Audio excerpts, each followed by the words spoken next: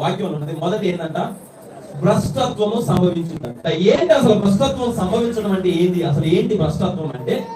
English లో రాయబడింది, first rebellion start అవుతుందంట. రెబేలియన్ అని ఉంది కొన్ని వర్షన్ లోని. ఏమని ఉన్నదంటే రెబేలియన్ అని ఉంది. అంటే అర్థం ఏంటి అని అంటే, భ్రష్టత్వం అంటే అర్థం ఏంటి అని అంటే, ఒక విధంగా చూస్తే తిరుగుబాటు.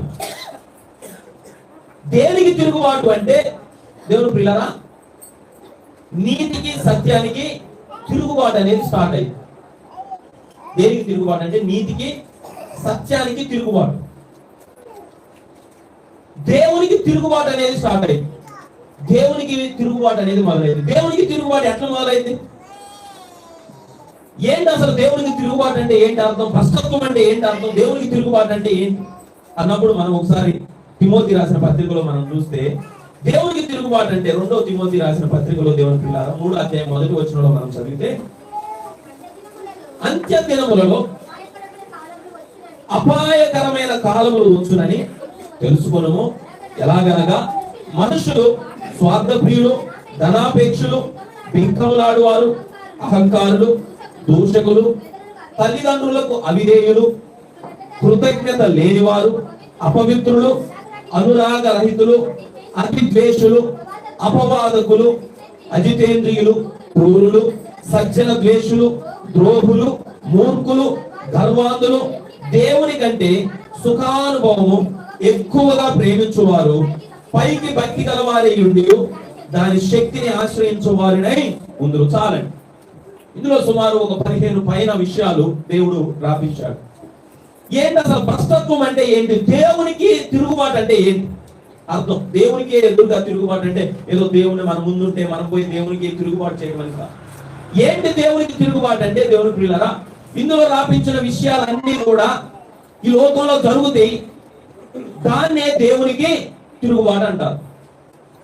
ఇప్పుడు ఉన్నటువంటి ప్రస్తుత సమాజంలో మనం చూస్తే ఇందులో ఏ ఒక్క పదం కూడా తీసివేసే పదము లేదు. అన్ని కూడా జరుగుతున్నటువంటి పదాలు. సో దేవునికి వ్యతిరేకంగా ఒక రెబెలియన్ అనేది లోకంలోని మొదలైంది. ఇప్పుడు భ్రష్టత్వం అనేది ఆల్రెడీ మొదట ఏం సంభవించిందంట?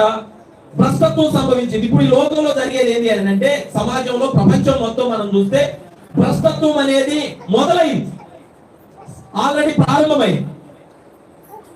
అది సమాజాన్ని చూసినప్పుడు, లోకాన్ని చూసినప్పుడు, ప్రపంచాన్ని చూసినప్పుడు మనకు అర్థమైంది.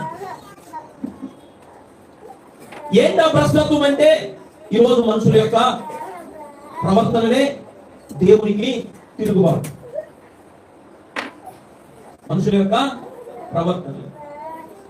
సో ఈ రోజు మనుషులందరూ కూడా దేనితో నిండిపోయి ఉన్నారు అని అంటే, భ్రష్టత్వంతో నిండిపోయి ఉన్నారు మనుషులందరూ కూడా.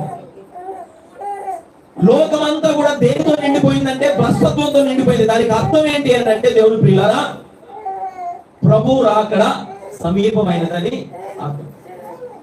చూడండి, 1900 సంవత్సరాల క్రితమే దేవుడు తన వాక్యం ద్వారా రాయించి చెప్పినటువంటి విషయం ఏంటి అని అంటే, ఇదిగో ప్రభు రాకడ వెంటనే వచ్చిందని నేను మీతో చెప్పట్లేదు, కానీ ఆ రాకడ యొక్క సూచన మొదటిది ఏంటి అని అంటే, లోకంలో భ్రష్టత్వము మొదలైంది. ఎంత భ్రష్టత్వం అంటే, దేవుని ప్రియులారా, మనిషి తన యొక్క స్వార్థం కొరకు, తన సుఖం కొరకు ఈ లోకంలోని ఎలాంటి తిరుగుబాటు చేయడానికైనా కూడా సిద్ధపడేటటువంటి ఒక గొప్ప భ్రష్టత్వం లోకంలో మొదలైంది. ఎలాంటి జాలి, దయ, కరుణ, మమకారం, ప్రేమ ఎలాంటివి లేనటువంటి ఒక సమాజం అనేది ఈ లోకములోని మొదలైంది.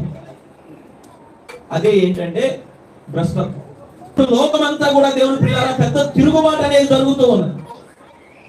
దేశాలు కావచ్చు, పట్టణాలు కావచ్చు, పెద్దవారు కావచ్చు, యవనస్తులు కావచ్చు, చిన్నవారు కావచ్చు, లోకంలో ఉన్న వారందరూ కూడా దేవుని ప్రియులారా భ్రష్టత్వంతో నిండేటటువంటి ఒక కాలంలోకి మనము వచ్చాం.